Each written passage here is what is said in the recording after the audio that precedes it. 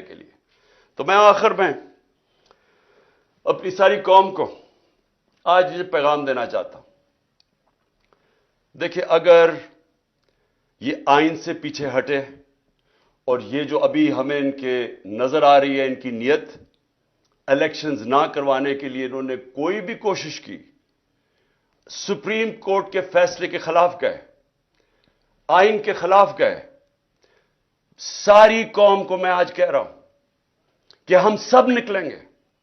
ابھی سے آپ اپنی تیاری کریں، کیونکہ اب اگر ہم نہ نکلے تو اور چھوڑے، اللہ معاف نہیں کرے گا ہمیں، کیونکہ اوپر والے کا حکم ہے کہ حق اور انصاف کے لیے کھڑے ہو۔ اللہ کا حکم ہے کہ آپ کے ملک میں انصاف ہوگا تو آزاد ہوں گے۔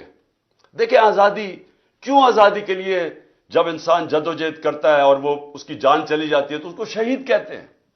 پیغمبروں کے بعد سب سے بڑا رتبہ شہید کا ہے۔ تو کتنی بڑی اللہ نے ہمارے پہ فرض کیا ہوا ہے کہ آپ انصاف کے لیے، اپنی آزادی کے لیے جدوجہد کریں، اور ہماری بہتری کے لیے اس نے کہا ہے۔ ہم اگر یہ جو ناانصافی کرنے جا رہے ہیں اور یہ جو کوشش کر رہے ہیں کہ دھمکیاں دے کے کسی نہ کسی طرح سازشیں کر کے کسی نہ کسی طرح الیکشن سے نکلیں، اور اگر ہم نے ان کو کامیاب ہونے دیا تو نہ اللہ معاف کرے گا، نہ تاریخ ہمیں معاف کرے گی، نہ آپ کی آنے والی نسلیں آپ کو معاف کریں گی، کیونکہ انصاف ہے، آئین ہے تو انصاف ہے، کیونکہ آئین بتاتا ہے کون سے قانون پہ ملک چلتا ہے۔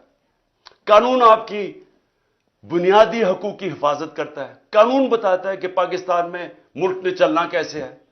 تو جب اگر آئین ہی نہیں ہے تو پھر تو